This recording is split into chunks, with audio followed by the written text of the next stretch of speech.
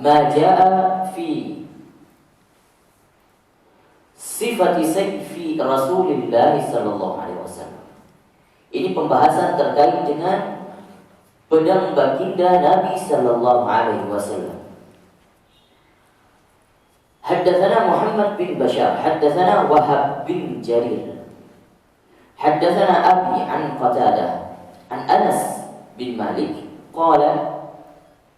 Ini hadis dari Anas bin Malik, beliau berkata, kanat qabi'atu sayfi Rasulillah sallallahu alaihi wasallam min fiddah. Bahwasannya ujung pegangan pedang Nabi sallallahu alaihi wasallam terbuat daripada fiddah, terbuat daripada perak. Ujung pedang Nabi, bukan pegangannya, bukan pegangannya, tapi ujung daripada pegangan itu disebut dengan qabi'ah. Ujung daripada pegangan yang di atas itu namanya qabi'ah, bukan bagian daripada pegangannya. Maka pegangan itu terbuat daripada perak. Haddatsana Muhammad bin Bashar, haddatsana Mu'ad bin Hisham, haddatsana Abi an Qatadah an Sa'id bin Abi Hasan qala kanat qabi'atu sayfi Rasulillah sallallahu alaihi wasallam min fiddah. Ini hadis redaksinya serupa, riwayatnya yang berbeda. Haddatsana Abu Ja'far Muhammad bin Sudran, haddatsana Talib bin Hujair an Hud wa huwa ibn Abdullah bin Sa'ad an jaddihi. Ini hadis dari Abdullah bin Sa'ad tapi dari kakeknya. Kakeknya Abdullah bin Sa'ad. Beliau berkata, dakhala Rasulullah sallallahu alaihi wasallam Makkah yaum al-fath. Abdullah bin Sa'ad, kakeknya. Ini termasuk sahabat yang kakeknya itu melihat baginda Nabi sallallahu alaihi wasallam ketika masuk ke Makkah. Yaum Fathu Makkah, pada hari pembebasan kota Makkah. Wa 'ala sayfihi dhahab. Beliau melihat bahwasannya sayfihi itu pedangnya, pegangnya itu terbuat daripada emas. Wa fiddah, dan juga perak. Qala Talib fasa'altuhu 'an fiddah faqalat kanat qabi'atu sayfi fiddah. Berkata Talib yang meriwayatkan hadis ini, Talib bin Hujair, beliau berkata, fasa'altuhu 'anil fiddah. Saat itu konteksnya adalah ini Talib bertanya bagaimana pedang Nabi dari perakkah, gitu ya. Maka ini syekhnya berkata, faqala kanat qabi'atu sayfi fiddah. Pada dasarnya riwayat ini meriwayatkan bahwasannya meskipun ada yang berkata dari kakek Abdullah bin Sa'ad, beliau berkata bahwa pedang Nabi itu terbuat dari emas, namun dan juga dari perak. Jadi beliau berkata ada yang dari emas, ada yang dari perak. Tapi Talib ini menanyakan terkait dengan pedang Nabi yang terbuat dari perak. Maka disebutkan kanat qabi'atu sayfi fiddah. Bahwasannya qabi'ahnya, ujung daripada pegangan Nabi itu iya benar terbuat dari perak. Maka hadis ini mengatakan bahwasannya lebih tepat qabi'ah pedang Nabi itu terbuat dari perak. Haddatsana Muhammad bin Syuja' al-Baghdadi, haddatsana Abu Ubaidah al-Haddad an Uthman bin Sa'ad an Ibn Sirin qala sughtu sayfi ala sayfi Samurah bin Jundub. Berkata Ibn Sirin, sughtu sayfi ala sayfi Samurah bin Jundub. Aku menyuruh untuk dibuatkan satu pedang seperti pedang Samurah bin Jundub. Pedang Samurah bin Jundub. Wa za'ama Samurah annahu sigha sayfuhu ala sayfi Rasulillah sallallahu alaihi wasallam wa kana Hanafiyan. Tetapi Samurah juga berkata bahwasannya ini si Ibnu Sirin nyuruh untuk dibuatkan pedangnya seperti pedang Samurah bin Jundub. Tapi Samurah bin Jundub membuat pedangnya seperti duplikat pedang Nabi sallallahu alaihi wasallam. Jadi kesimpulannya Ibnu Sirin ini nyuruh buat pedang seperti pedang Nabi. Wa kana Hanafiyan. Ini yang dibuatkan oleh orang-orang Hanafi. Orang Hanafi ini ahli dalam membuat pedang. Ya. Coraknya corak Hanafi, made in Hanafi, gitu kan. Jadi terbuat dari orang-orang yang Hanafi yang membuat ini. Hanafi ini mereka qabilah dari suku Arab juga, tapi mereka ahli dalam membuat pedang. Haddatsana Uqbah bin Mukram Al-Basri, haddatsana Muhammad bin Bakar an Uthman bin Sa'ad bihadzal isnad. Kita akan melihat bagaimana corak pedang baginda Nabi sallallahu alaihi wasallam. Ini dia corak pedang baginda Nabi sallallahu alaihi wasallam. Salah satunya.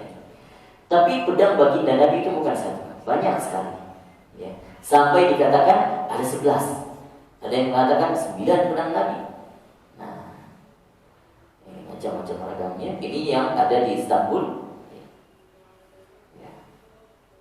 Kemudian ada juga yang coraknya seperti ini. Ini sama ya.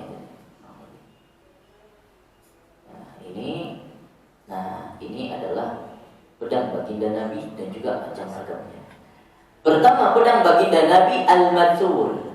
Nah, ini pedang pertama sekali. Ini pedang yang diwariskan oleh bapaknya Abdullah. Bapak baginda Nabi sallallahu alaihi wasallam, abinya Abdullah. Ya, Al-Mathur sampai di tangan baginda Nabi sallallahu alaihi wasallam. Dan akhirnya Al-Mathur ini diceritakan, diriwayatkan beliau memberikan kepada mantunya Sayyidina Ali radhiyallahu anhu. Dan juga ada Al-Battar. Al-Battar juga ada Ar-Rasub. Ar-Rasub seperti ini. Al-Adl, Al-Hataf. Al-Battar ini diriwayatkan bahwasanya beliau memakai pedang Al-Battar ini di dalam perang Uhud. Dalam perang Badar beliau juga memakai, kalau tidak salah memakai juga pedang Al-Battar ini.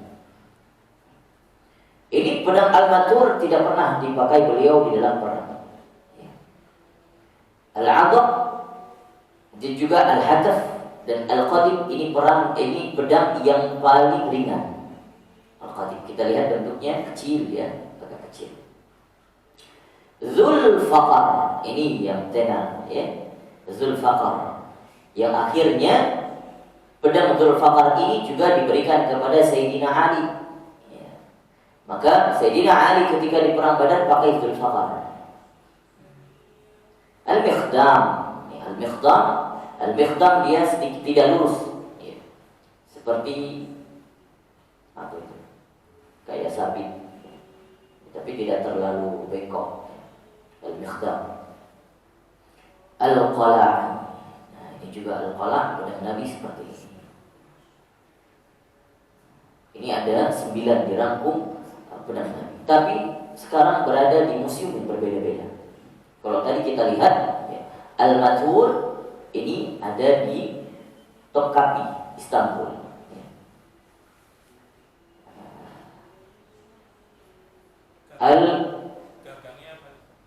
Gagangnya terbuat dari ini katanya yang terbuat dari perak itu adalah ini ya, qobiahnya ini tuh. Ini qobiah. Jadi bukan gagangnya yang qobiah. Yang disebutkan qobiah ini. Jadi qobiah itu terbuat dari perak. Nah, bagian sininya itu qobiah. Tapi kalau pegangannya itu bukan. Allah alam terbuat dari apa? Bisa jadi terbuat dari besi. Terbuat dari besi. Baik, kita lanjutkan. Ini qobiah sebutnya, qobiah. Ini yang terbuat dari perak. Ada yang mengatakan terbuat dari emas.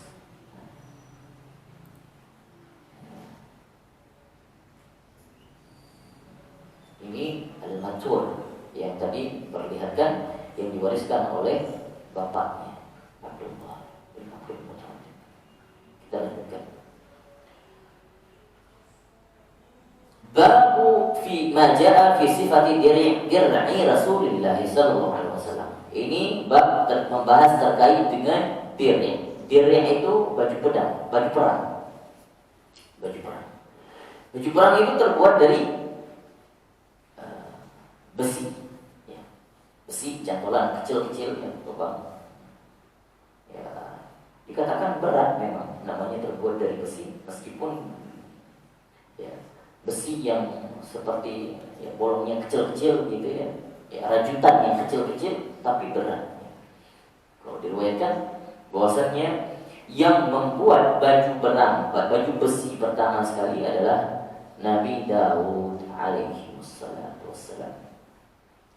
Haddatsana Abu Sa'id al-Ashajj Abdullah bin Sa'id haddatsana Yunus bin Bukair an Muhammad bin Ishaq an Yahya bin Abbad bin Abdullah bin Zubair an abihi an jaddihi Abdullah bin Zubair an Zubair bin Awwam qala kana 'ala an-nabiy sallallahu alaihi wasallam dir'ani yawm Uhud fanahada ila as-sakhrati falam yastati fa'aq'ada Talhata tahtahu wa sa'ida an-nabiy sallallahu alaihi wasallam hatta istawa 'ala as-sakhrati qala fasami'tu an-nabiy sallallahu alaihi wasallam yaqulu awjaba Talhah.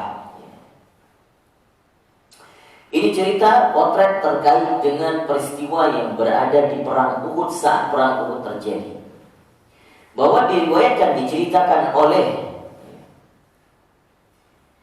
Zubair bin Awwam yang mengikuti perang Uhud bersama Nabi Sallallahu Alaihi Wasallam. Beliau yang menyaksikan langsung.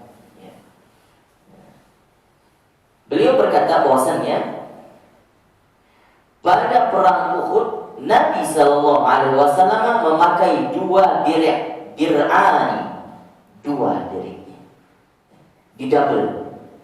Sudah pakai yang pertama, pakai satu lagi. Itu menunjukkan ikhtiarnya Nabi. Meskipun Nabi Sallallahu Alaihi Wasallam kalau meminta kemenangan, ya Allah pasti mengabulkan kemenangan itu. Tapi kita lihat bagaimana ikhtiar Nabi Sallallahu Alaihi Wasallam, tetap berikhtiar, bahkan ikhtiarnya totalitas maksimal, sampai menuju ke peperangan saja beliau pakai dua direk, dua baju besi supaya beliau tidak terluka. Fanahadha ila sakhrati falam yastati. Karena saking beratnya dua direk ini, beliau ketika ingin naik ke atas bukit Uhud, ingin merangkak ke bukit Uhud, kesusahan, maka gak sanggup beliau. Karena pada saat itu kondisinya juga sudah melemah. Fa'ada Talhah tahtahu. Kita lihat cuplikan yang sangat romantis antara Talhah dengan Nabi Muhammad. Talhah radhiyallahu anhu, Abu Talhah, beliau sampai menunduk, kata beliau, naiklah wahai baginda Nabi ke atas pundakku supaya bisa naik merangkak pelan-pelan ke bukit Uhud. Masya Allah. Jadi tubuhnya Talhah dijadikan sebagai penyangga di bawah. Wasa'id Nabi hatta istawa ala sakhrah. Perlahan demi perlahan Nabi bisa naik sampai berada di atas bukit. Fasami'tu Nabi sallallahu alaihi wasallam yaqulu, dan beliau, kata Zubair bin Awwam, beliau berkata, aujaba Talhah. Talhah wajib mendapatkan kemuliaan, kenikmatan, artinya surga dari Allah Subhanahu wa taala. Ini Talhah, sahabat Nabi yang mulia, termasuk as-sabiqun al-awwalun, termasuk orang yang pertama sekali masuk Islam. Abu Talhah seorang yang sangat-sangat setia terhadap Islam. Jadi Abu Talhah pertama masuk Islam, sampai-sampai dikucilkan dalam keluarganya.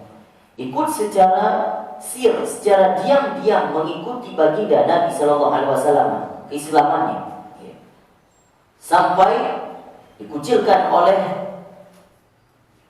keluarganya semuanya. Dan ibunya setiap hari kerjaannya selalu mengejek, mencaci maki Talha, anaknya. Sampai-sampai ini Talha bersama Abu Bakar, orang-orang Quraisy ketika tahu Talha masuk Islam, apa yang diperbuat? Disiksa sama mereka. Diikat kedua tangannya, diseret di jalanan, kakinya diikat, ditarik dari kakinya, terus kemudian kepalanya dari belakang diseret, maka kepalanya dicampur. Bagaimana kesakitannya? Bersama Abu Bakar berdua, maka keduanya mendapat kemuliaan. Subhanallah. Maka orang-orang Quraisy dulu ketika tahu ada orang yang masuk Islam, itu kerjaannya dicambuk terus ya. Dicambuk, diseret, disiksa. Maka sampai-sampai Nabi meminta Suwaka ke Ethiopia. Mari kita hijrah ke Ethiopia. Setelah itu baru Nabi menunggu perintah Allah untuk diizinkan berhijrah. Baru Nabi hijrah ke Madinah. Tapi sebelumnya Nabi 10 tahun di kota Mekah mendapat siksaan, cacian, makian dari orang-orang Quraisy bersama para sahabatnya. Subhanallah. Maka rasa sakit yang kita rasakan sekarang tidak ada apa-apanya daripada sakit yang diterima oleh baginda Nabi SAW. Talha di dalam peperangan Uhud bersama baginda Nabi SAW. Saat itu perang Uhud terjadi. Ketika kita tahu bahwa perang Uhud, ada sebagian kelompok orang-orang Muslim yang berada di Jabal Ruman sudah disiapkan oleh baginda Nabi di atas bukit pemanah. Bukit itu berada di depan bukit Uhud. Jadi bukan bukit Uhud, bukan bukit Uhud, bukit Ruman, bukit kecil yang mudah dijangkau, mudah turun. Disiapkan oleh baginda Nabi. Di situ ada sekitar 50 pasukan pemanah saja, termasuk yang memimpin Sa'ad bin Ubadah, ahli pemanah. Maka saat itu pasukan Khalid bin Walid kita tahu saat itu perang Uhud terjadi, Khalid bin Walid belum masuk Islam. Ini juga orang pendekar yang sangat luar biasa. Taktik perangnya sangat luar biasa. Khalid bin Walid masih berada dengan orang-orang Quraisy saat itu. Mereka bersembunyi di bawah lembah-lembah. Ketika saat itu Allah mentakdirkan orang muslimin, kaum muslimin sudah mendominasi, sudah terpukul mundur orang-orang Quraisy. Sebagian orang muslimin mengejar, orang Quraisy sudah berlari. Nabi SAW saat itu masih di seputaran Uhud. Tapi Nabi agak jauh dari Bukit Rumman. Ketika melihat di bawah Bukit Rumman sudah banyak tergeletak mayat-mayat orang Quraisy dan senjata peperangannya sudah banyak, harta rampasan perangnya sudah banyak. Padahal Nabi sebelumnya sudah menasihati, wahai kalian yang berada di atas Bukit Rumman, jangan turun. Seandainya itu dilarang sama Nabi, jangan turun. Maka ketika ini para sahabat melihat di bawahnya banyak sudah tergeletak mayat-mayat dan mereka berpikir kita sudah menang, ayo turun, ambil sebagian daripada harta rampasan itu, turun sebagiannya.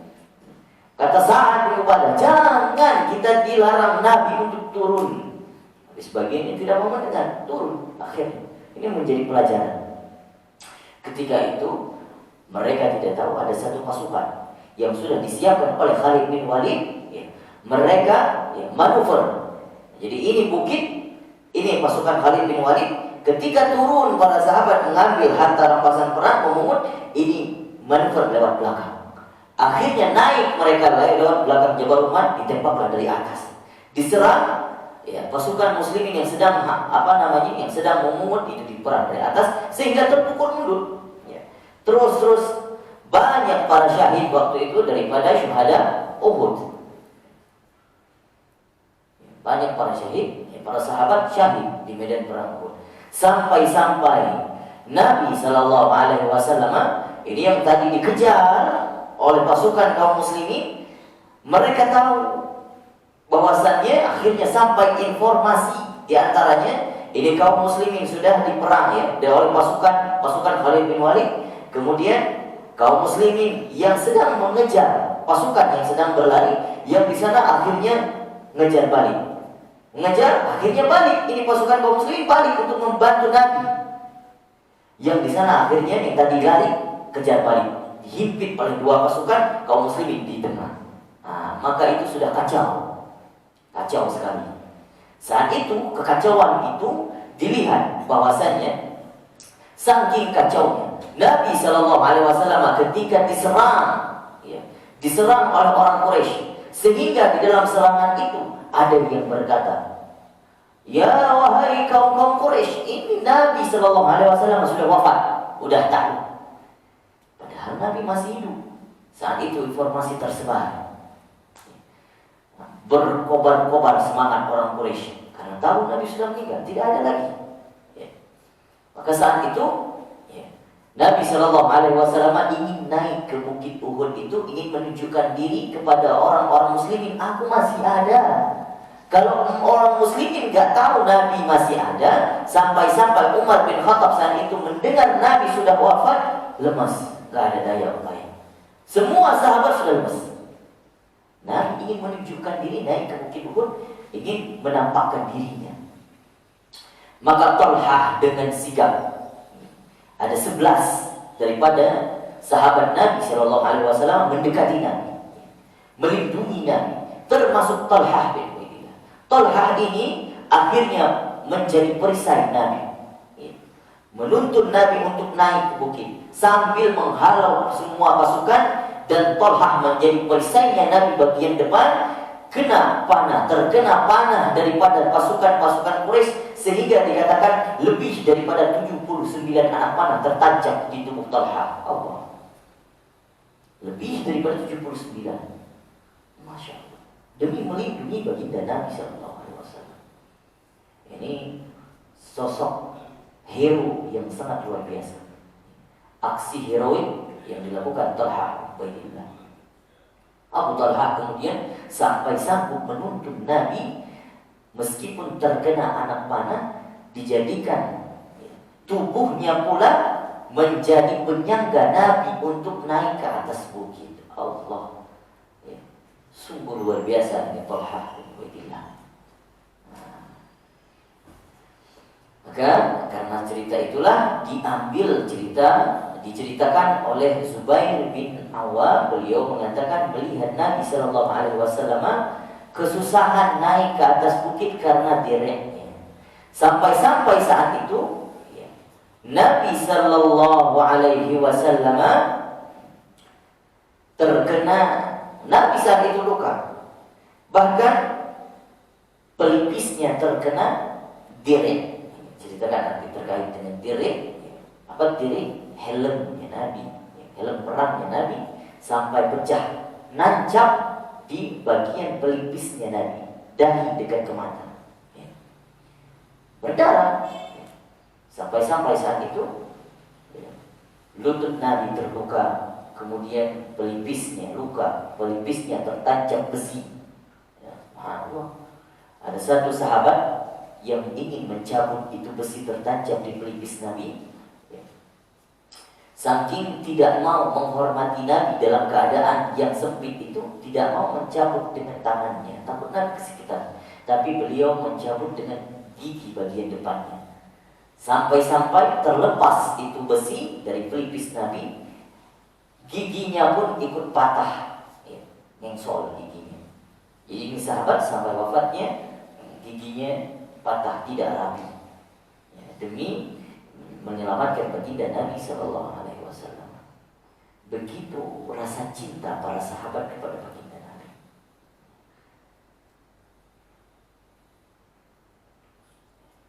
Kita lanjutkan.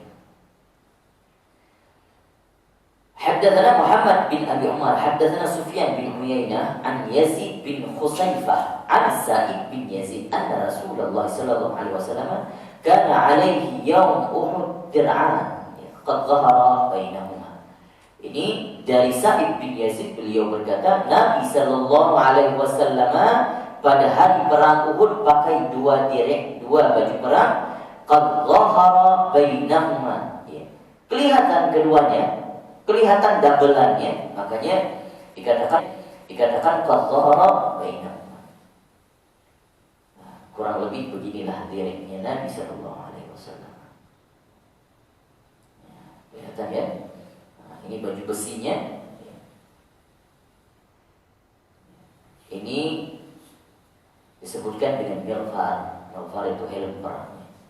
Tapi ya, pasukan muslimin kalau pakai milfar itu di atasnya dililit lagi dengan sorban. Nah, untuk menunjukkan perbedaan antara kaum muslimin dan juga ya, kaum non muslim. Kalau tradisinya orang-orang Persia, ya, orang Rum, ya, itu tidak pakai lagi di atasnya sorban, tidak ada lagi imam. Tapi ada juga yang mengatakan ini juga tamengnya Nabi begini. Ini tamengnya Nabi dan juga diriknya Nabi.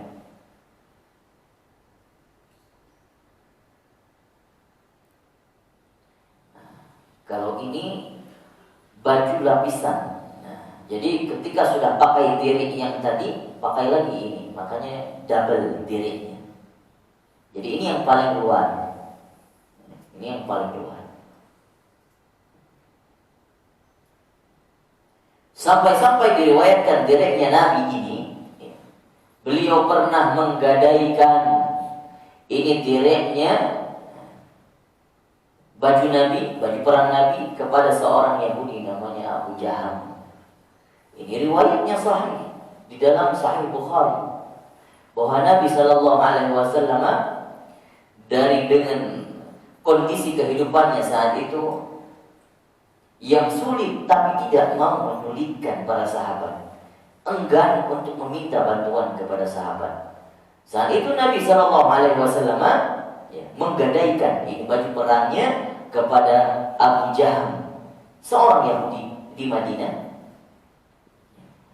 untuk membelikan 30 sak gandum dan tamar untuk menghidupi kehidupan istri-istrinya di Madinah. Ini riwayat sahih, riwayat sahih.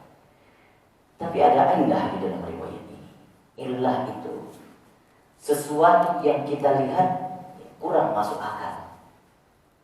Banyak hadis-hadis Nabi yang kalau diteliti oleh para muhaddisin, kenapa seperti ini? Kita lihat illah. Salah satunya hadis Bukhari diriwayatkan oleh Imam Bukhari dari Aisyah. Aisyah langsung berkata, Nabi Shallallahu Alaihi Wasallam menggadaikan dirinya kepada Abu Jaham, seorang Yahudi, dan sampai wafat Nabi tidak sanggup untuk menebusnya. Maka inilah ada beberapa ulama melihat hadis ini sampai memikirkan benar valid atau tidaknya. Tapi ketika dilihat jalur periwayatannya valid, orang-orang yang thabit, bagus perawinya. Tapi ketika dilihat matanya, agak-agaknya Nabi Shallallahu Alaihi Wasallam kalau dilihat dari segi historis sejarahnya, tahun pertama sampai tahun ke-6 Hijriah para Yahudi itu masih ada di Madinah. Setelah perang Khandaq terjadi tahun ke-6 Hijriah, maka para Yahudi itu sudah mendapat hukuman dari Nabi Shallallahu Alaihi Wasallam, diusir karena melanggar janji. Setelah perang Khandaq terjadi, diusir semuanya. Maka kok ada Abu Jaham orang yang kemudian ini yang pertama. Kemudian Nabi Shallallahu Alaihi Wasallam, hadis ini bisa dipakai oleh orang-orang yang gak bertanggung jawab. Pertama, orang-orang orientalis. Ini melihat kekurangannya Nabi orang miskin, sampai berhutang pun tak sanggup membayar. Padahal Nabi Shallallahu Alaihi Wasallam selalu menasihati, menyuruh agar membayar hutang-hutang. Terus kemudian Nabi Shallallahu Alaihi Wasallam kalau dilihat kondisi Nabi yang agak kesulitan itu di seputaran tahun 1-2 Hijriah. Setelah itu Nabi Shallallahu Alaihi Wasallam kondisi kehidupannya bagus, tertolong. Maka tahun 1, tahun kedua wajar, karena harta beliau tinggalkan semua di Mekah, ditolong oleh semuanya orang-orang Ansar. Ya. Jadi saat itu maka para ulama muhadits melihat agak-agaknya ini Nabi Shallallahu Alaihi Wasallam menggadaikan baju perangnya saat di tahun pertama hijrah atau tahun kedua hijrah. Ini lebih masuk akal. Tapi ada yang nggak masuk akal lagi. Tahun pertama hijrah, Nabi Shallallahu Alaihi Wasallam dikatakan bahwa ketika perang Badar terjadi pun Nabi Shallallahu Alaihi Wasallam tidak pakai diri, karena saat itu rencananya bukan perang. Nabi saat itu bersama para sahabat ingin mengambil harta rampasan perang yang dibawa oleh kabilah Abu Sufyan. Gak ada persiapan perang, tapi Allah takdirkan kemenangan di perang Badar. Maka banyak yang membingungkan meskipun hadisnya sahih. Jadi riwayat seperti ini, maka ini menjadi wawasan saja bagi kita. Permasalahan kita percaya dengan hadis ini atau tidaknya bukan jadi satu titik fokus, bukan. Kita hanya mengambil hikmah daripada cerita-cerita itu. Meskipun itu valid atau tidaknya, wallahu a'lam. Apakah seperti itu? Hadisnya sahih, benarkah Nabi tidak sempat menebusnya sampai akhir hayatnya? Wallahu a'lam.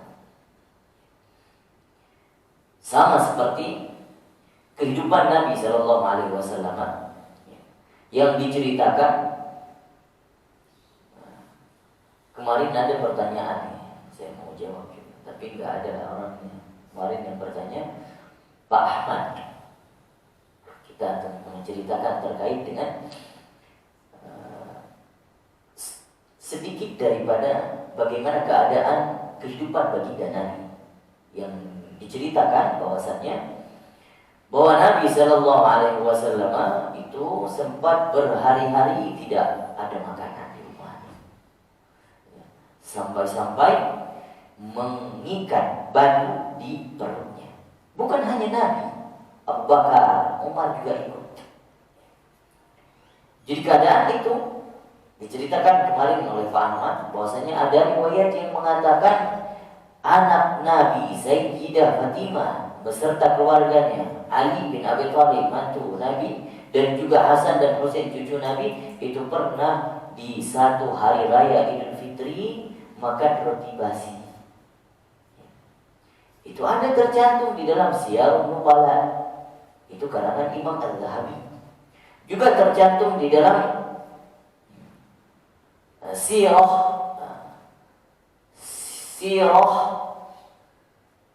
Siratul Rasul, kitabnya kalau nggak salah Siratu Ashabil Rasul. Itu karangan daripada seorang dari Mesir, ulama kontemporer.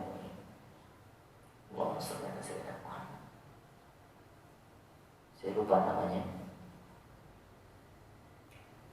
Nah, beliau berkata, itu menceritakan di dalam kitabnya, di dalam bukunya, bahwasannya pada suatu ketika, suatu hari raya, ketika akhir Ramadan, Sayyidina Ali radhiyallahu anhu berakhir keluar daripada iktikafnya sore hari dengan wajah yang lesu, dengan wajah yang sedih karena perpisahan dengan bulan Ramadan. Jadi orang-orang muslim dulu ketika pada masa Nabi, para sahabat ketika ini berpisah dengan Ramadan itu susah sekali. Justru kita juga merasakan seperti itu.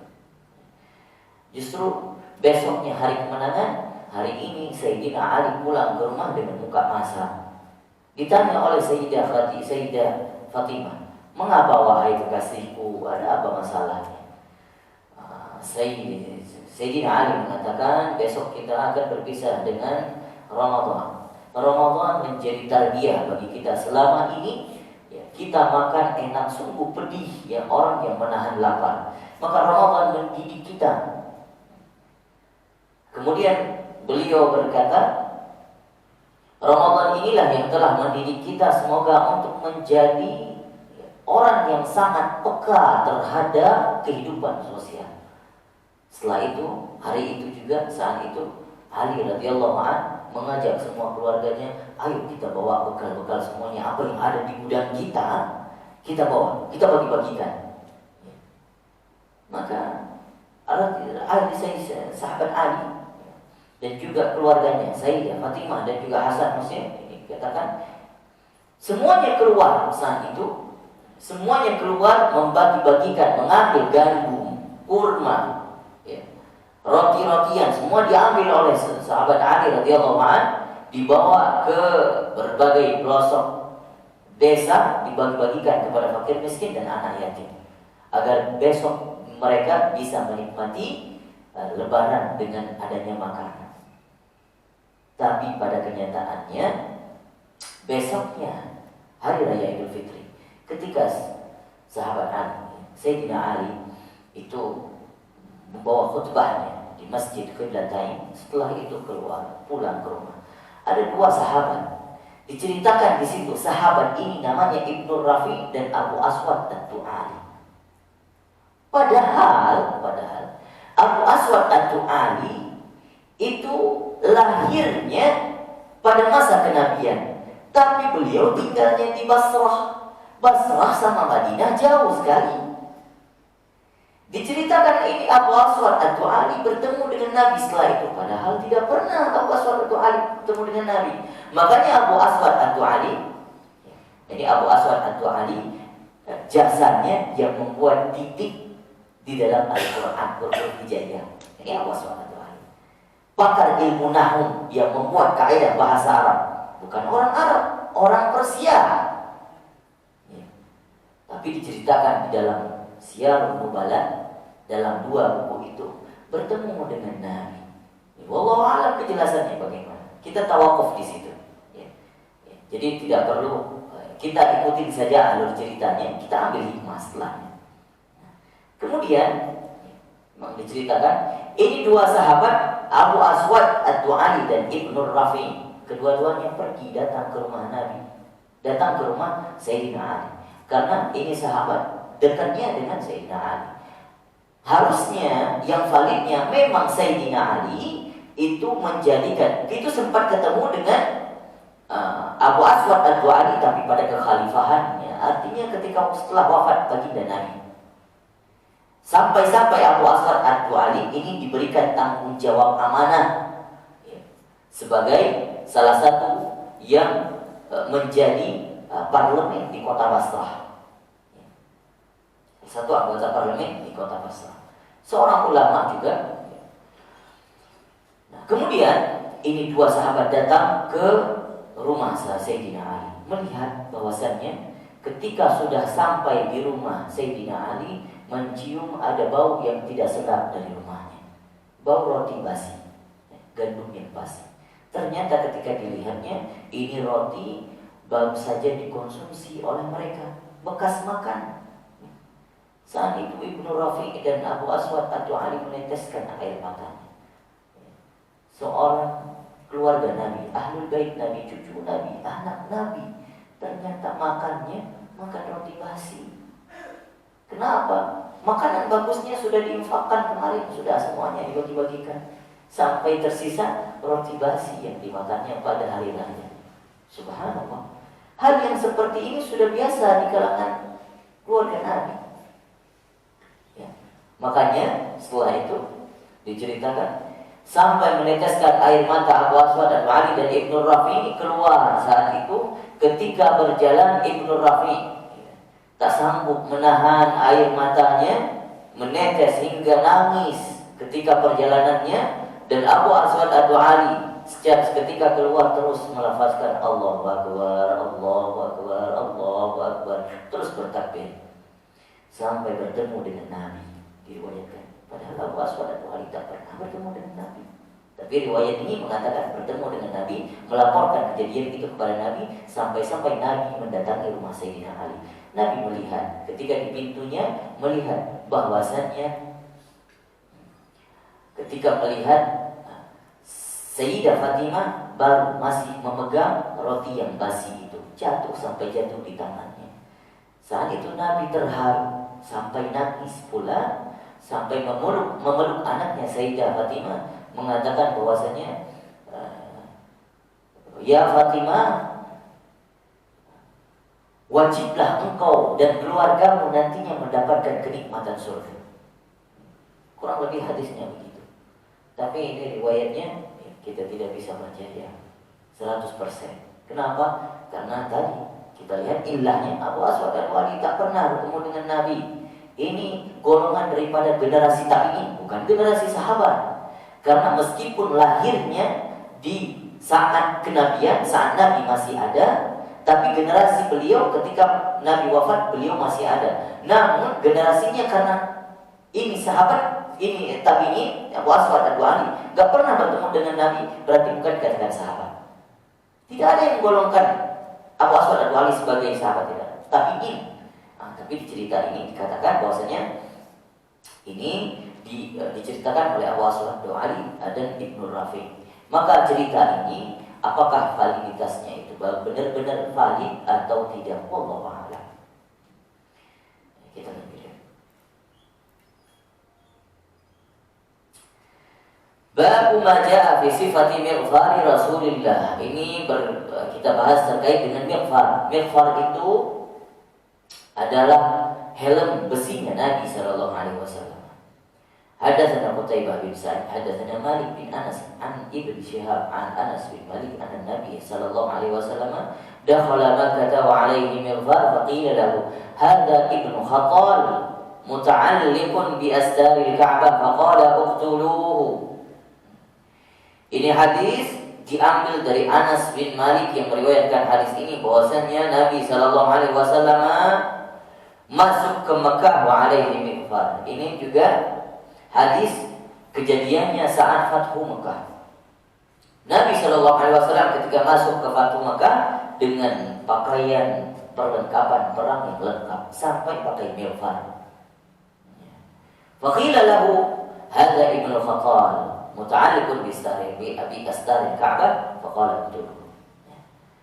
Jadi ceritanya ini ada si Ibnu Khattal yang bergelantungan di kiswah Ka'bah, astaril Ka'bah. Faqala lahu, maka Nabi berkata, bunuh dia.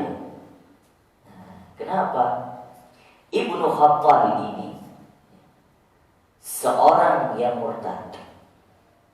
Ibnu Khattal pernah masuk Islam ketika Nabi di Makkah, ikut bersama Nabi, sempat menulis wahyunya Nabi. Setelah itu murtad. Kata Allah, makanya may yahdillahu fala mudilla wa may yudlilhu fala hadiyalah. Kalau Allah sudah memberikan kesesatan, maka sesatlah dia. Ibnu Khattal termasuk orang yang murtad. Bukan hanya murtad ternyata. Setelah itu dia tugasnya, kerjaannya mencaci maki Islam, menghina Nabi, sampai-sampai diceritakan ini orang suka menyewa biduan wanita untuk menyanyikan syair-syair yang jelek terkait dengan Nabi, mencaci maki Islam. Itu sering sekali. Sampai Nabi mendengar itu. Maka kejadiannya ketika Nabi SAW masuk Fathu Mekah, kata Nabi SAW, barang siapa yang ketika Fathu Mekah terjadi, orang-orang Quraisy ini sudah tahu ini kalau mereka mau melawan kaum muslimin udah gak sanggup. Karena Fathu Mekah terjadi, dan ketika itu orang-orang Quraisy sudah tahu kekuatan orang muslim sudah sangat kuat. Kalau ingin dilawan tidak sanggup. Abu Sufyan pembesarnya sudah masuk Islam secara diam-diam. Maka saat itu dikatakan oleh Nabi, barang siapa yang masuk ke rumahnya mengunci pintunya, maka tidak akan diobrak-abrik sama pasukan muslim. Artinya tidak dibunuh, dibiarkan saja. Maka sebagian daripada orang-orang kaum musyrikin saat itu masuk ke rumahnya masing-masing. Senyap Mekah, kota Mekah, masuk baginda Nabi dengan para sahabatnya dengan aman, tidak ada perlawanan. Bahkan diceritakan ada perlawanan di awal perbatasan masuk kota Mekah, itu pun hanya beberapa saja. Bisa ditebas semua oleh orang-orang kaum muslimin. Masuk dengan aman, bahkan Nabi saat itu dikatakan masuk dengan keadaan menunduk, tidak congkak. Udah tahu ini mereka udah takluk, kau udah masuk dengan congkak. Istilahnya walk out. Nggak sempat bertanding, sudah walk out. Masuk, kalah, telah. Masuk ketika itu sempat Nabi Shallallahu Alaihi Wasallam meminta kunci Ka'bah masuk ke dalam Ka'bah.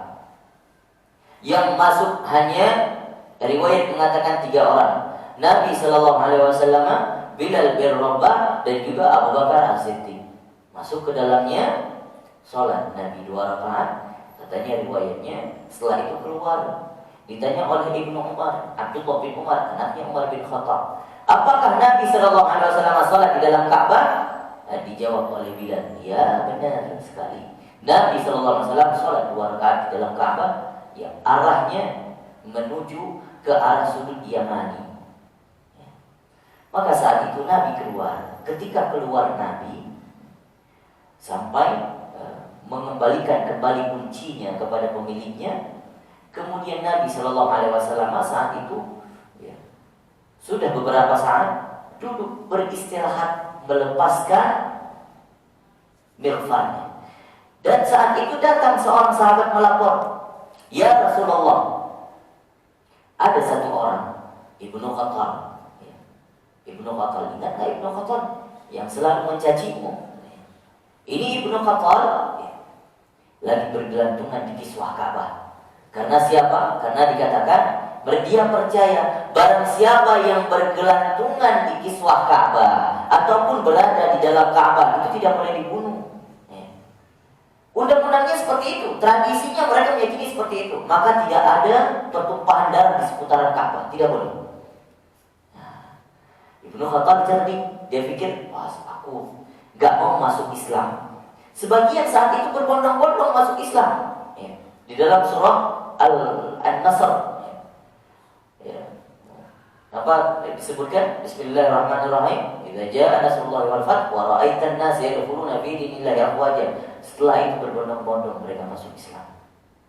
Ibnu Khattab tidak mau masuk Islam dan dia meminta perlindungan ke Ka'bah. Dia bergelantungan di satar Ka'bah, di kiswah Ka'bah supaya Nabi tidak bisa membunuhnya. Tapi apa dikatakan Nabi? Uqtuluhu, bunuh tetap. Maka ini Ibnu Khattab, ada 4 orang yang divonis Nabi boleh dibunuh saat Fathu Mekah, termasuk salah satunya Ibnu Khattab. Ini boleh dia divonis hukuman mati Ibnu Khattab, maka dibunuh. Meskipun di kiswah Ka'bah dibunuh. Ini maka karena kenapa? Berhak bagi orang yang mencaci Nabi, kena laknat Allah, berhak dibunuh. Hukumannya berat. Hukumannya berat, yang mencaci Nabi dan memaki Nabi, menghina Nabi. Hadatsana Isa bin Ahmad, hadatsana Abdullah bin Wahab, hadatsani Malik bin Anas an Ibn Syihab an Anas bin Malik anna Rasulullah sallallahu alaihi wasallam dakhala Makkah amal fath. Lebih jelas diceritakan wal arasi wa ala ra'sihi mighfar. Nabi sallallahu alaihi wasallam, ini dari Ibnu Syihab dari Anas bin Malik, Nabi sallallahu alaihi wasallam dakhala Makkah, masuk ke kota Makkah, amul fathah, pada tahun pembukaan kota Makkah, wa ala ra'sihi mighfar, dan di atas kepalanya ada mighfar, ada helm besi. Qala falamma naza'ahu ja'ahu rajul, ketika beliau melepaskannya maka datang seseorang sahabat Nabi. Faqala, beliau berkata, Ibnu Khattab muta'alliqun bi astari Ka'bah. Wahai Rasulullah, itu Ibnu Khattab lagi bergelantungan di satar Ka'bah. Faqala, Nabi sallallahu alaihi wasallam berkata, uqtuluhu, bunuhlah dia. Qala Ibnu Syihab, berkata Ibnu Syihab Az-Zuhri, wa balaghani anna Rasulullah sallallahu alaihi wasallam lam yakun yawma idzin muhriman.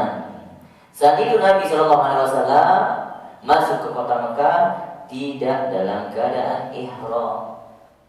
Ini diambil oleh para faqih, ulama-ulama fikih, bahwasannya kalau seandainya kita, ini penting untuk orang-orang yang mau umroh atau haji, kalau seandainya kita berniat berangkat ke Makkah, ke kota suci Makkah, gunanya untuk melakukan ibadah umroh. Ya.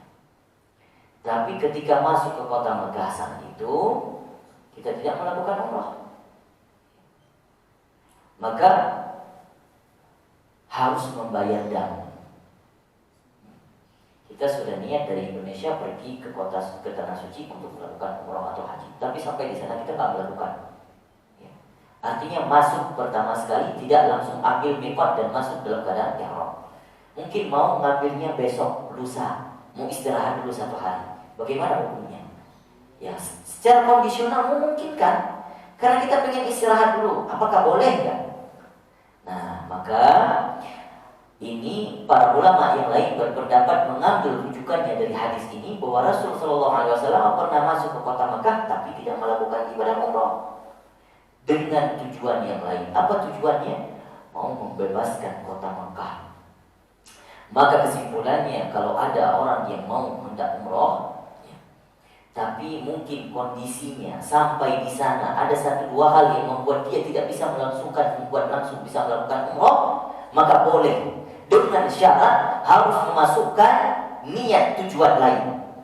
Jadi ketika berangkat dari Indonesia menuju ke kota Makkah harus punya tujuan lain terlebih dahulu. Meskipun sebenarnya tujuan kita umroh, tapi mungkin kondisinya kita dapat mutawif yang membimbing kita itu mungkin bukan di hari pertama, tidak ada yang bisa. Atau hari pertama mungkin kita mau istirahat dulu, tidak memungkinkan, mungkin kondisi capek dan segala macam. Maka harus diniatkan dari Indonesia pertama sekali kita datang ke kota Mekah untuk mengunjungi para saudara. Mengunjungi saudara, artinya bukan umroh. Niat pertama sekali mengunjungi saudara. Oh, nanti kalau ada waktu insya Allah saya sekalian umroh. Begitu caranya. Itu trik yang diajarkan supaya tidak bayar dam, tidak terkena hukuman dam. Maka boleh masuk ke kota Makkah kalau ada tujuan yang lain, tidak melakukan ibadah umroh, tidak masalah. Nah, ini berkaca daripada hadis ini. Jadi kalau ada yang mengatakan bahwasanya ada yang mengatakan, yang sangat-sangat strict mengatakan, oh Anda harus bayar dam kalau masuk ke kota Makkah tanpa ada tujuan yang lain. Terus gimana ceritanya kalau itu ada truk yang masuk ke kota Makkah, dia bawa barang dagangan, ya, ada orang supir yang mengantar jemaah, apakah semua orang harus melakukan ibadah umroh? Ya, tidak juga. Nah, makanya bisa kalau ada tujuan yang lain, ya berarti bisa masuk ke kota Makkah tanpa melakukan ibadah umroh.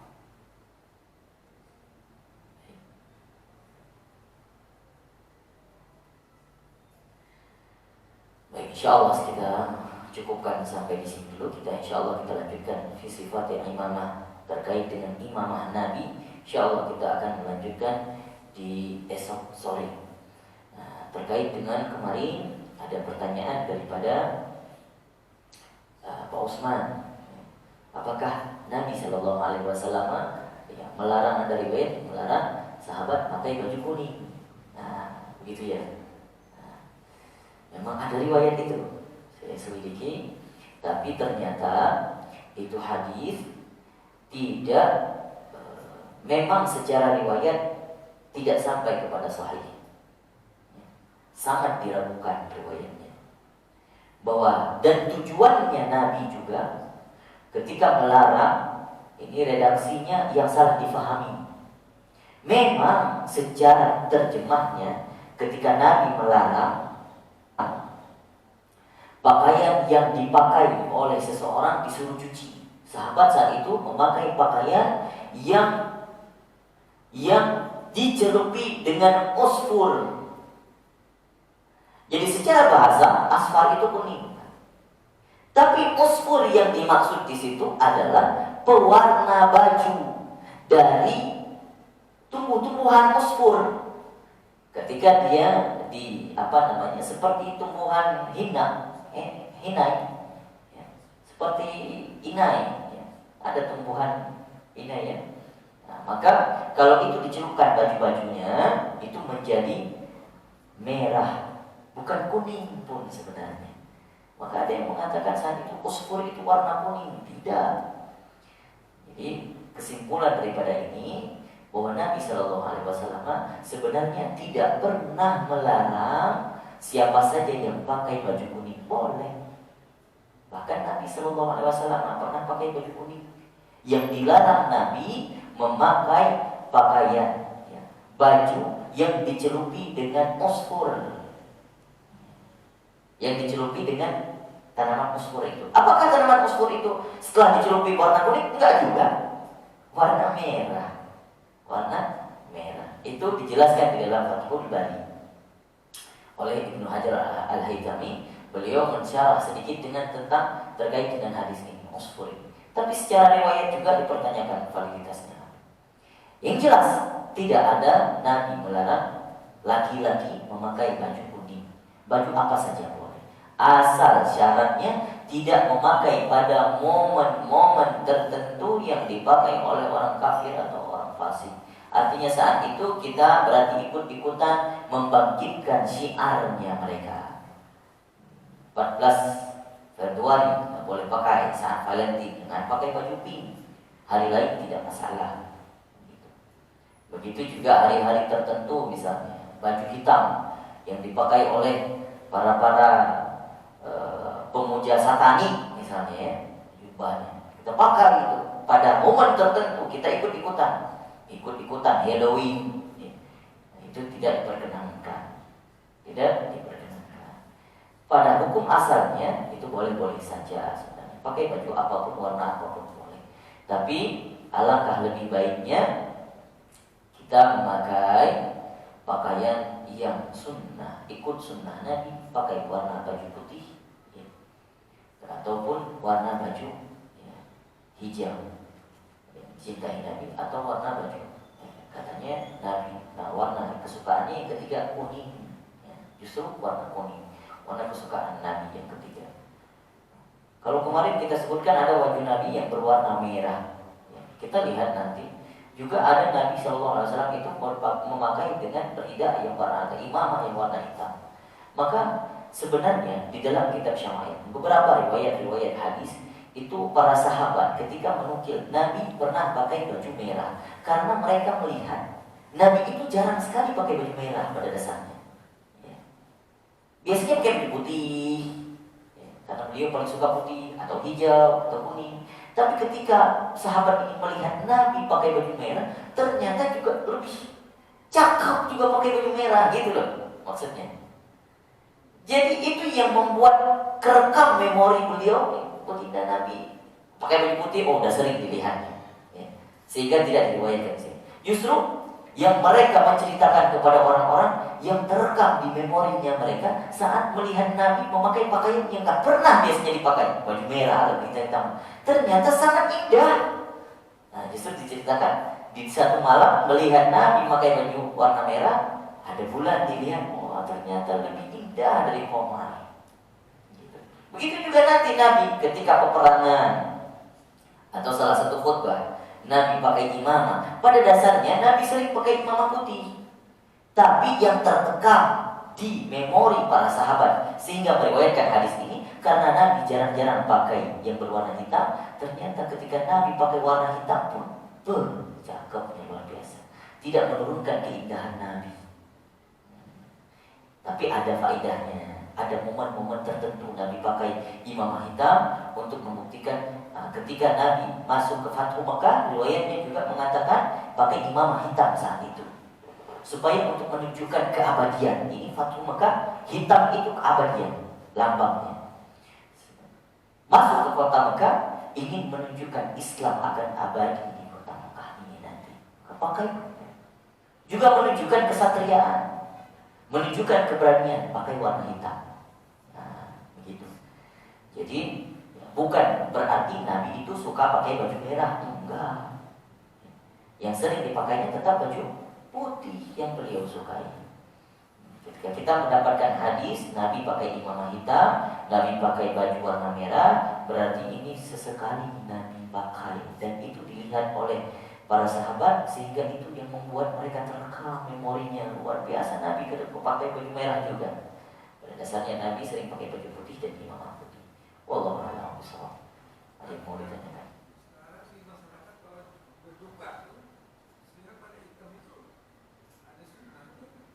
Itu tidak ada sumbernya dari Nabi, tidak ada hadisnya dari Nabi, tidak. Itu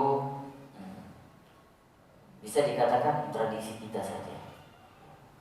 Makanya ada yang saat misalnya ada yang musibah pakai pita warna hitam, ada ya, itu lamanya.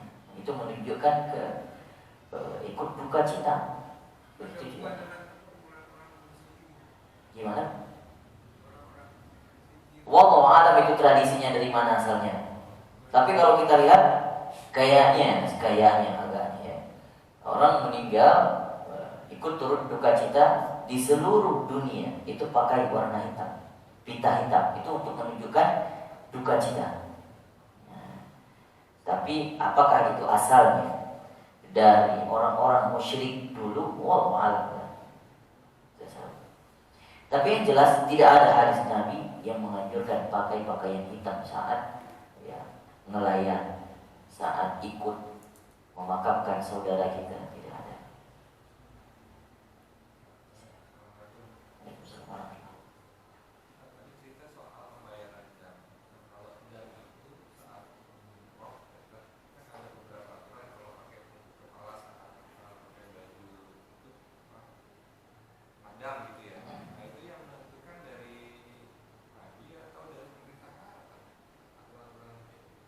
Itu aturan yang ada di syariah itu, aturan syariah itu. Ada di dalam surah Al-Baqarah itu wa'atimul hajj wal umrata lillah. Di dalam surah Al-Baqarah ayat berapa? Nah, di situ disebutkan wa'atimul hajj wal umrata lillah. Maka orang-orang yang bertahalul, orang yang pangkas rambut sebelum selesai semuanya, atau yang tidak sampai pangkas rambut, artinya lupa dia tahallul, sudah semua rukun selesai tahallul lupa, sampai balik ke Indonesia nggak tahallul misalnya ya, tapi nggak ada, kemungkinan kecil itu terjadi, maka itu harus terkena dam. Juga termasuk orang yang membunuh binatang ternak, ya, berhubungan suami istri di sana, itu juga hal-hal yang dilarang di dalam ihram, maka membayar dam. Dan itu dari syariat kita. Juga hadis Nabi ada yang menjelaskan terkait dengan ketentuan dam ini. Itu ada ketentuan tertentunya. Seperti fidyah, orang yang berpuasa sudah lewat waktu 1 tahun, diberikan waktu 1 tahun untuk membayar tapi tak bayar, fidyah, bayar fidyah. Ada orang yang lansia, puasa tak bisa lagi, ya, tak sanggup lagi puasa, tidak dibebankan untuk qadha, tapi membayar fidyah saja. Maka fidyah itu sudah diatur dalam syariat kita. Ada lagi? Alhamdulillah. Pak Haji, ada yang kita mau diskusikan. InsyaAllah kita akan lanjutkan besok. Gimana? Apa kesimpulannya? Ahli perang. Ya, pada waktu dia masuk ke kota Mekah itu dia mengkandui sebelumnya. Betul sekali. Bagi yang masuk rumah diam, maka tidak akan dibunuh. Tidak akan dibunuh.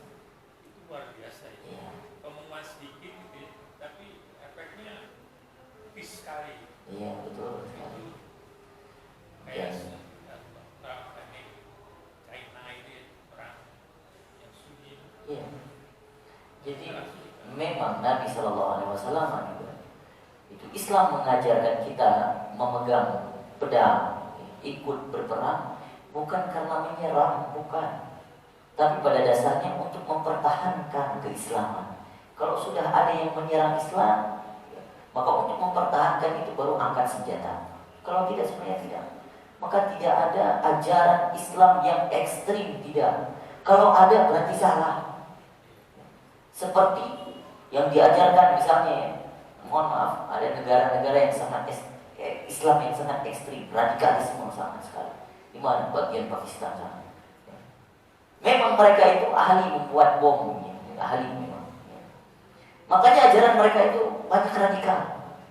untuk syahid fisabilillah, jihad fisabilillah, itu yang dikeluarkan. Sehingga ada yang mengecap Islam teroris. Sebenarnya tidak. Islam itu sangat lembut. Kalau orang yang paham terkait dengan bagaimana Islam itu datang dan Islam memuliakan semua orang, kalau orang yang paham itu, pasti mereka tidak mengatakan orang Islam ini teroris, dan pasti mereka mengatakan bahwasannya golongan manusia yang paling baik yang agamanya Muslim.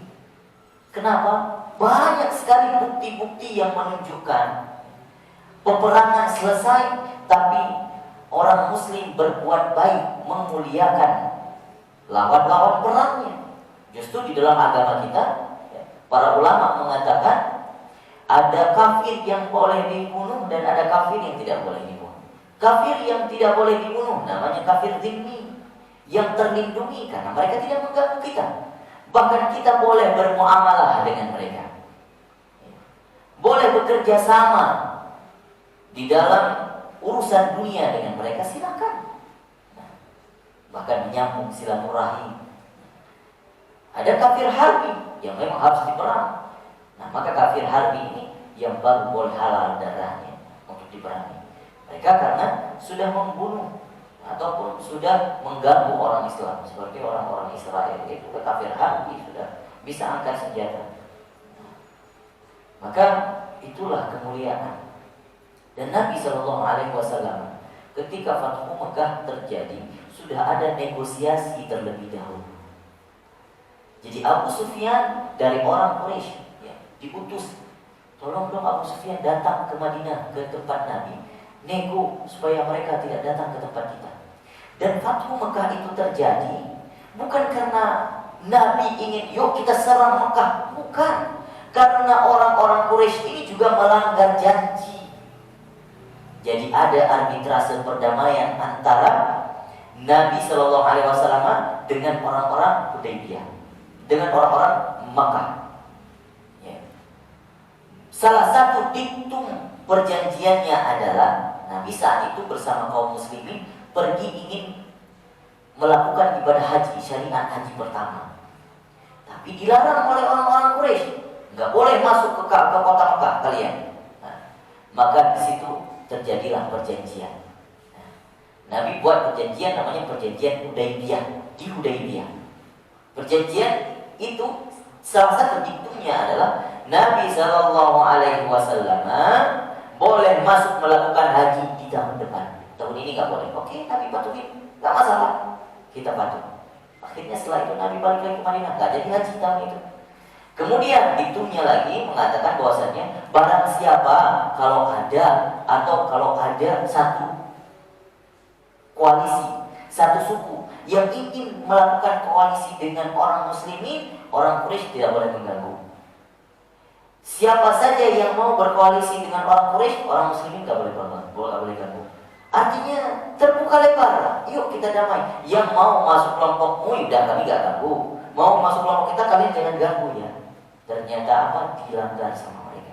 Dilanggar yang pertama, tahun kedua Hijriah, mereka juga diganggu. Tak boleh masuk untuk melakukan ibadah haji. Mau dilarang-larang lagi, mau dihalang lagi, sampai mereka membuat trik,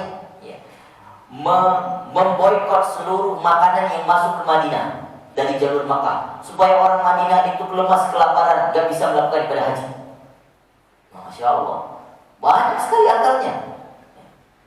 Terus kemudian ada satu suku Bani Adi yang ingin ikut bersama koalisi baginda Nabi. Ternyata dihalangi sama mereka, diganggu sama mereka, bahkan dibunuh sama mereka. Baru saat itu Nabi marah. Oke, kita kumpulkan pasukan, kita ke Mekah. Tunggu datang perintah Allah. Ketika diizinkan Allah, maka Nabi mengumpulkan pasukan ingin menyerang kota Mekah. Saat itu kaum muslimin sudah besar sekali jumlahnya, sudah kuat sekali. Beberapa perang sudah terjadi, perang Khandaq, kaum muslimin menang. Beberapa peperangan ekspansi keluar sudah banyak. Islam saat itu bahkan sudah di luar Arab, sudah terekspansi, sudah menyebar luas. Orang Quraisy saat itu melihat ini tidak ada tanda-tanda kemenangan kita kalau misalnya orang muslimin datang sini. Maka orang-orang Quraisy mengatakan, mengutus pembesarnya Abu Sufyan, tolong datang nego sama Nabi, kau usah datang ke sini, kita buat perjanjian baru. Sekarang baru buat perjanjian baru. Datang. Ketika Abu Sufyan datang bertemu dengan Nabi, maka Nabi SAW mengatakan, kita tetap ke Mekah. Abu Sufyan saat itu bersyahadat di depan Nabi. Ya udah, saya masuk Islam aja dah. Ya, meskipun kau datang ke Mekah nanti, ya tetap aku juga harus bersyahadat. Tapi Abu Sufyan di balik itu bukan karena keterpaksaannya, melihat memang ada kebenaran di dalam Islam ini. Akhirnya masuk Islam. Meskipun anaknya, istrinya Hindun bin Abi Hala sudah pernah makan jantungnya Hamzah di perang Uhud, saat itu dalam keadaan kafir. Sampai-sampai Hindun mengatakan, hal yang paling konyol aku lakukan dalam hidupku adalah membenci Islam, membenci Nabi saat aku tidak tahu siapa Islam, apa itu Islam dan siapa Nabi. Nyesal setelah masuk Islam. Ternyata luar biasa Islam, ternyata luar biasa Nabi. Maka saat itu Abu Sufyan balik ke kota Mekah mengatakan, yuk kita siap-siap, Nabi tetap akan ke sini bersama pasukannya, orang Muslim. Datang saat itu, mereka sudah siap-siap memang. Mengutus satu orang informasikan ke kota Mekah, barang siapa yang masuk ke rumah mengunci pintunya, kita gak akan ganggu. Jadi saat itu orang musyrik, orang kafir Quraisy melihat, menonton saja apa yang terjadi. Apa yang dipikirkan? Melihat begini. Mereka orang kafir Quraisy ini paham kalau siapa saja yang mencoba mengganggu Ka'bah itu pasti akan dilaknat langsung oleh yang di atas. Mereka percaya sama Allah, percaya. Tapi ketika saat genting, saat sakarat, mereka percaya sama Allah. Kalau lagi senang-senang, bahagia, mereka menyembah Abdul Uzza, menyembah Uzza, Lata, Mana.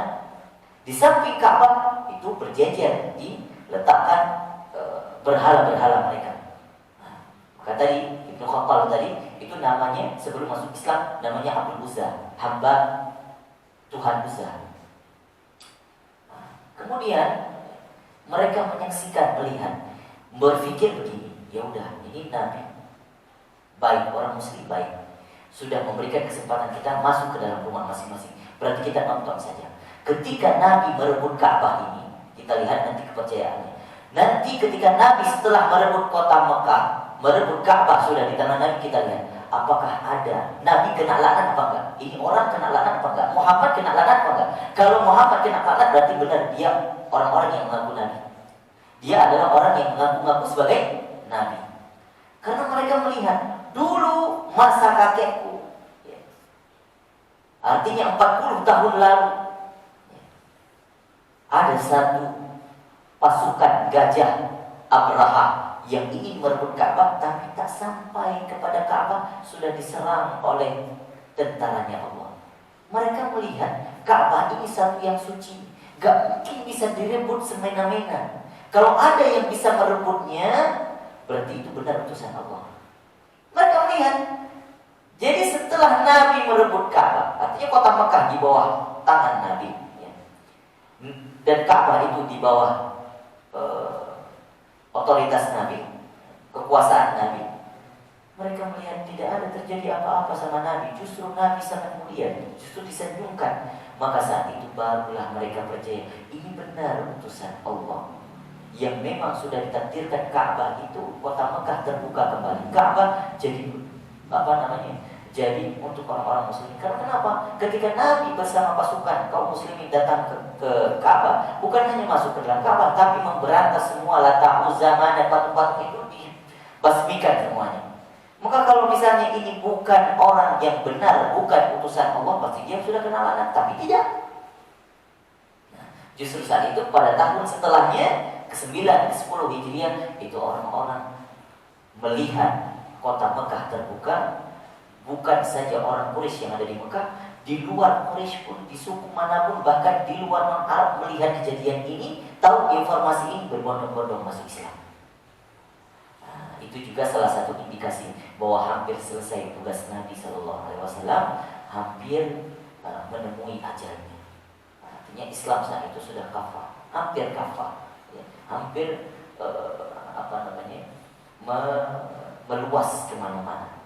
Maka kita lihat 23 tahun perjuangan Nabi, Islam sudah tersebar seantero dunia 23 tahun saja.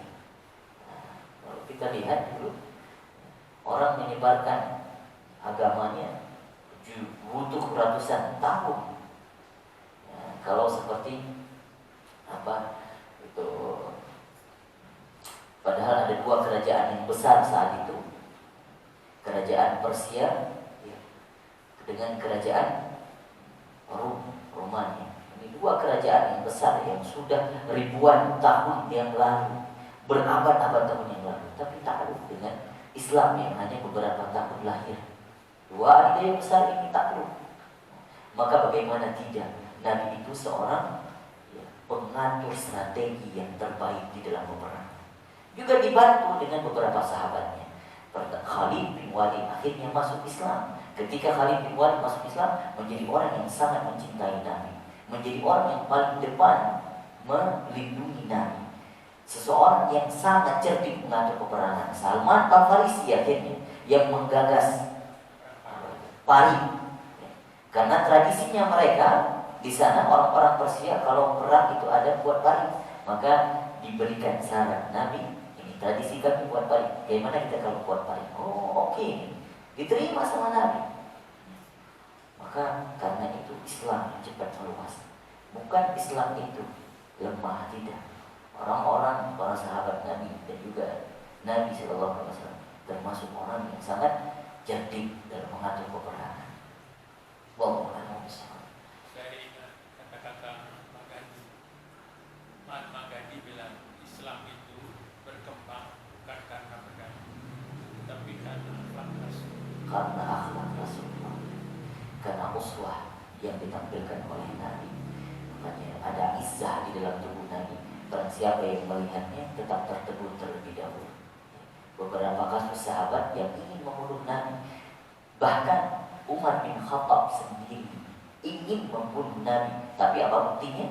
Ketika berhadapan dengan Nabi, bukan malah membunuh, justru bersyahadat di depan Nabi, menjadi orang yang sangat mencintai Nabi.